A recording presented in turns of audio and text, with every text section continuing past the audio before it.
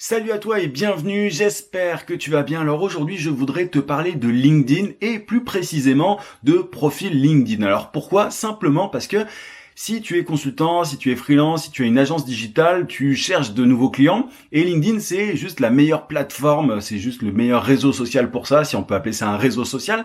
Et le profil LinkedIn, on ne s'en rend pas toujours compte, mais il occupe une place vraiment centrale. C'est la pierre angulaire, si tu veux, sur LinkedIn. Il faut qu'il soit bien optimisé, sinon tu risques de passer à côté de beaucoup d'opportunités, de laisser tout simplement beaucoup d'argent sur la table. Du coup, je voudrais partager avec toi 10 erreurs que je vois et qu'il ne faut surtout pas faire sur un profil LinkedIn. Alors, la première erreur, et elle fait partie des erreurs liées à la photo de profil, la première erreur, c'est de ne pas avoir de photo de profil. Alors ça peut paraître un petit peu étonnant, mais beaucoup de gens finalement n'ont pas de photo de profil, et LinkedIn, c'est un endroit, c'est un réseau social, ok, professionnel, mais il faut établir une relation avec les gens. Il faut créer un lien, tu vois.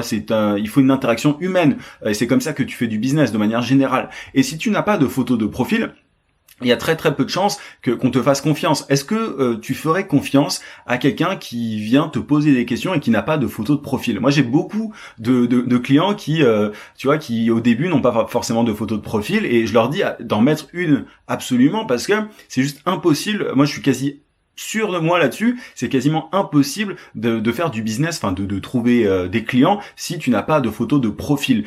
Et ça montre aussi simplement l'importance que tu accordes à ton profil. On se dit simplement que tu es actif sur le réseau social, et du coup on se dit que tu n'es pas un robot, que tu es une vraie personne. Donc mets une photo de profil, c'est super important.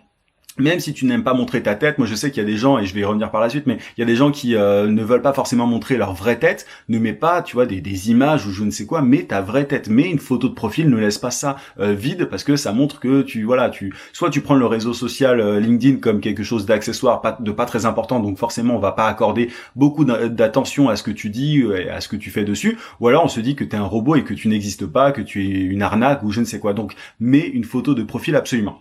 La deuxième erreur, c'est toujours lié à la photo de profil, c'est le fait d'avoir une photo de profil professionnelle, trop professionnelle, pardon, ou alors pas du tout professionnelle. En fait, l'idée, c'est de trouver un juste milieu. Il s'agit vraiment de trouver le juste milieu entre le trop professionnel, le trop austère, et le trop, si tu veux, trop fun. Il y a des gens qui mettent des photos de profil, et alors il y en a pas beaucoup. Il y a des gens qui mettent des photos de profil d'eux en soirée ou en train de s'amuser ou je ne sais quoi. Alors LinkedIn, ça n'est pas Facebook. LinkedIn, c'est pas du tout un réseau social pour partager des photos de chatons ou je ne sais quoi, même si ça se transforme de plus en plus en réseau social pour partager des photos de chats. C'est un peu étonnant, mais ça s'oriente de plus en plus vers un truc à la Facebook, mais ça n'est pas encore le cas. Donc t'es pas du tout censé mettre une photo de toi en soirée ou à la plage ou je ne sais quoi, donc ou trop souriant. Il faut être souriant, je vais y revenir, mais une photo simplement normale. À l'extrême opposé, t'as les gens qui mettent une photo beaucoup trop austère en noir et blanc où ils tirent la gueule. En fait, faut pas que tu sois en train de te marrer et à la limite avec le chapeau sur la tête, mais voilà, il faut juste que tu sois souriant, qu'on se dise j'ai envie de parler à cette personne-là. Et à l'inverse, ne mets pas une photo de toi en train de tirer la tête, en train de juste en noir et blanc ou quoi. T'es pas obligé non plus de payer un photographe ultra cher pour qu'il te fasse un super shooting, pour qu'il, tu vois, ça sert à rien. Moi, j'ai une photo de profil assez normale. Alors, c'est simplement une plateforme professionnelle, donc il s'agit de mettre quelque chose de sérieux, mais t'es pas là non plus pour tu vois pour tirer la tronche, sinon on n'a juste pas envie de te parler. Donc mets une photo de profil entre les deux, entre l'avenant, le souriant et tout, et le professionnel, enfin pas le trop souriant et pas le trop austère, tout simplement. Trouve le juste milieu, mais mets une photo de toi, mais pas une photo de je ne sais qui, tu vois. Parfois t'as des gens qui mettent un dessin en photo de profil sur LinkedIn. Moi je comprends pas, parce que j'ai pas envie de parler avec ces gens-là. Je me dis qu'il y a un truc louche, il y a un truc bizarre, je fais pas confiance, tout simplement. Et LinkedIn, c'est une plateforme sur laquelle il faut absolument instaurer une relation de confiance pour faire du business. Voilà. Donc ça, c'était la deuxième erreur dont je voulais te parler. Troisième erreur, toujours liée à la photo de profil, il faut avoir une photo de profil qui n'est pas floue, qui n'est pas de mauvaise qualité. Moi, j'ai eu beaucoup de clients, tu vois, et j'en ai régulièrement finalement, des clients qui m'envoient une photo, ou alors qui ont déjà une photo de profil extrêmement floue. Tu vois, quand j'avais mon agence digitale, vu que c'est moi qui uploadais notamment les photos, ou qui changeais, qui conseillait les clients par rapport à ça, je me rendais compte que souvent c'était pixelisé, souvent c'était, enfin voilà, et tout ce que ça renvoie comme message, c'est que voilà, moi je m'en fous de mon profil LinkedIn, j'ai autre chose à faire, peu importe. Alors voilà, ça montre aussi que t'es pas forcément quelqu'un de très appliqué, de très sérieux, ça renvoie une image. Oublie jamais que LinkedIn, voilà, tu renvoies une image professionnelle. C'est un réseau social professionnel. C'est pas Tinder, c'est pas Facebook, c'est pas Twitter, c'est pas, tu vois. Donc attention à ça. Upload avec une très bonne qualité, voilà, simplement une photo de profil avec ton smartphone. Alors fais pas un selfie évidemment, mais une photo de profil simplement avec la qualité d'un smartphone, un iPhone ou un peu importe, ça fonctionne très très bien. Donc attention à pas faire des photos de profil floues. Donc ça c'était pour la première catégorie d'erreurs pour moi, c'était par rapport à la photo. Deuxième catégorie, c'est par rapport au titre. Tu vois, le titre c'est la phrase qui apparaît juste en dessous de la photo de profil. Le titre c'est une grosse erreur que les gens en font. Là, donc quatrième erreur, c'est le fait d'utiliser le titre par défaut. Si tu mets en expérience professionnelle que tu es consultant en marketing digital, je sais pas, spécialisé en pub Facebook, LinkedIn va mettre ça tout en haut. Juste en dessous de ta photo de profil, ils vont mettre consultant en marketing digital spécialisé en pub Facebook. Le problème, c'est que c'est absolument pas différenciant. Il y a il y a beaucoup de gens qui finalement mettent consultant en machin, banquier.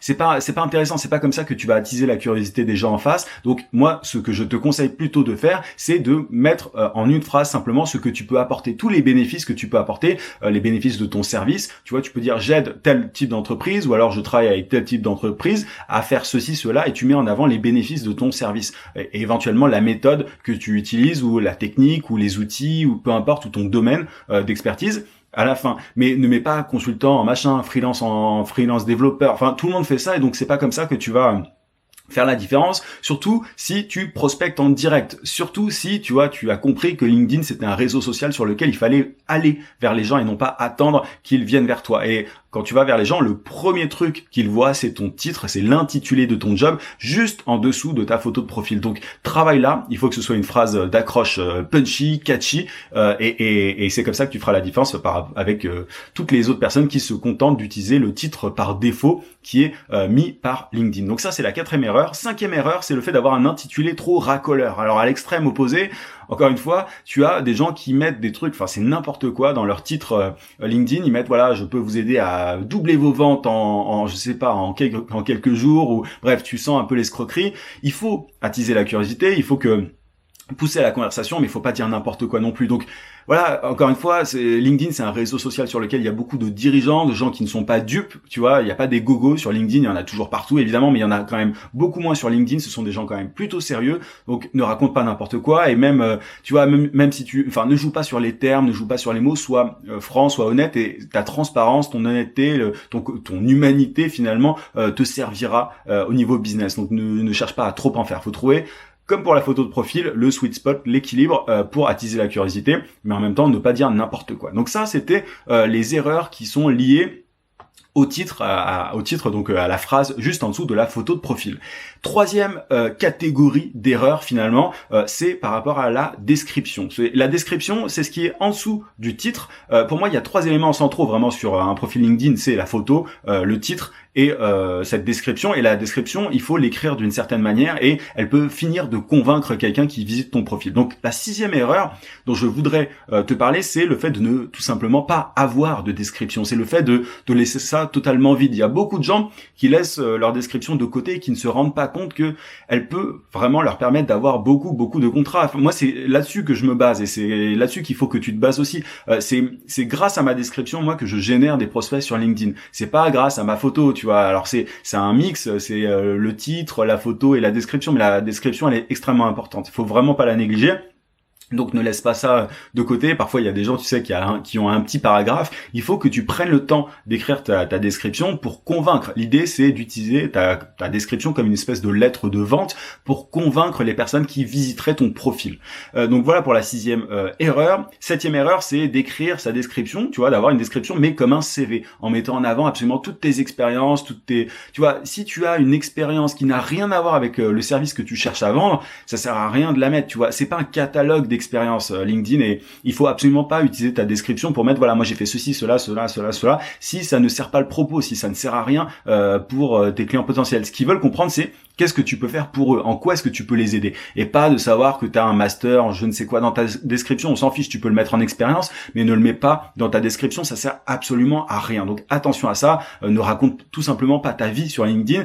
C'est pas, oublie les CV, tu vois, moi j'ai plus de CV depuis bien longtemps, alors LinkedIn me sert de CV finalement, mais non pas dans la description, vraiment, c'est juste en dessous dans les expériences que tu mets en dessous, que tu peux dire tes diplômes, etc. Mais pas dans la description. La description, elle est là pour vendre tes services, elle est là pour montrer ce que tu peux apporter au business qui visite ton profil. Donc, 8e erreur maintenant, c'est le fait de blinder ta description de plein de mots-clés. Alors, il y a plein de gens qui se disent, il faut que je sois trouvé dans la barre de recherche LinkedIn, il faut qu'on me trouve sur ces mots-clés, et du coup, ce qu'ils font, c'est qu'ils écrivent pour les robots LinkedIn, pour l'algorithme, disons, de LinkedIn, mais pas du tout pour les êtres humains. Le problème, c'est que si tu blindes ta description de mots-clés sans penser à l'humain qui est derrière, crois-moi, tu n'auras pas de résultat. Moi, j'ai eu quelques personnes qui m'ont trouvé grâce à la barre de recherche sur LinkedIn, grâce à certains mots-clés, mais la grande majorité du business, et il faut le savoir, du business sur LinkedIn, il est fait quand tu vas vers les gens, et quand tu discutes avec les gens, quand tu échanges avec les gens, et derrière, ils vont visiter ton profil,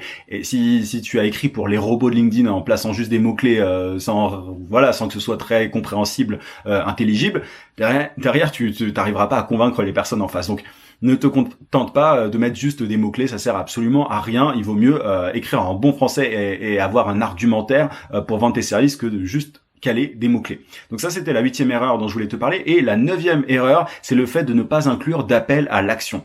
Comment est-ce que tu veux que les gens passent à l'action si tu ne leur dis pas quoi faire, si tu ne leur dis pas où il faut aller, si tu ne leur dis pas sur quel lien est-ce qu'il faut cliquer? Je t'invite, moi, à mettre soit ton email, soit un lien pour booker un rendez-vous avec toi, ou alors peu importe, ou alors simplement directement ton numéro de téléphone, si tu as un numéro de téléphone pro, peu importe, mais il faut que tu guides les gens vers la prochaine étape, parce qu'ils peuvent être parfois très intéressés par ce que tu proposes, mais s'ils ne savent pas ce qu'il faut faire, tu vas voir, il y a beaucoup de gens qui vont s'en aller, et l'attention, il faut le comprendre, l'attention des gens sur les réseaux sociaux, elle est extrêmement faible, donc il faut guider les gens. Il faut que tu leur dises cliquez sur tel lien. C'est un peu bizarre dit comme ça, les gens sont pas bêtes, mais il faut leur dire quoi faire, sinon ils s'évaporent dans la nature et tu peux juste rien faire. Ce serait dommage, parce que si tu as l'attention de quelqu'un sur ton profil LinkedIn, il faut que tu fasses tout pour maximiser tes conversions. Il faut que tu fasses tout pour convertir un maximum de visiteurs de ton profil en clients. Et ça se fait en mettant un appel à l'action en haut d'ailleurs de ta description, et en bas. Tu peux en mettre plusieurs, et plus tu en mets, mieux c'est. Après, évidemment, ne mets pas des appels à l'action, ne sois pas trop vendeur, tu vois, de manière générale sur ta description. Il faut trouver le juste milieu. Il faut que tu expliques ce que tu peux faire pour les gens, ce que tes services permettent à tel business de réaliser, combien est-ce qu'ils peuvent gagner d'argent éventuellement, si tu es capable de quantifier, est-ce qu'ils peuvent réduire leurs coûts, est-ce qu'ils peuvent augmenter la satisfaction client, qu'est-ce que tes services permettent de faire. Et ensuite, tu appelles à l'action en disant, si ça vous intéresse, soit contactez-moi par email ici, ou alors par téléphone, mais dis aux gens concrètement ce qu'ils doivent faire, sinon ils ne feront rien, crois-moi. Et 10e et dernière erreur dont je voulais te parler, c'est le fait d'écrire à la 3e personne. Alors c'est un peu étonnant, mais moi je vois parfois des profils de gens qui parlent d'eux à la 3e personne. Ils disent, oui, Marc-Henri a fait ceci, cela, Marc-Henri a fait, enfin je dis Marc-Henri, je sais pas pourquoi, mais c'est des gens assez normaux des fois qui écrivent à la 3e personne, et tu te demandes pourquoi. Et pose-toi la question, qu'est-ce que les gens en face pensent quand ils lisent un texte à la 3e personne sur ton profil? Soit ils se disent, pour qui il se prend celui-là, il a le melon, ou alors ils se disent, c'est pas lui qui gère son profil, il a délégué son profil à quelqu'un, du coup il est pas très actif, donc ça sert à rien d'échanger avec cette personne, elle est pas active sur son profil, elle l'a délégué, elle s'en occupe pas, quoi. Donc ça sert absolument à rien de parler de soi à la 3e personne, même si tu as envie de te faire sentir comme d'être quelqu'un d'important, ça n'a aucun intérêt. Moi je connais des patrons qui ont de grosses boîtes et tout, ils ne parlent pas d'eux à la 3e personne, tu vois. Et c'est drôle parce que souvent ceux qui parlent d'eux à la 3e personne, ce sont souvent des personnes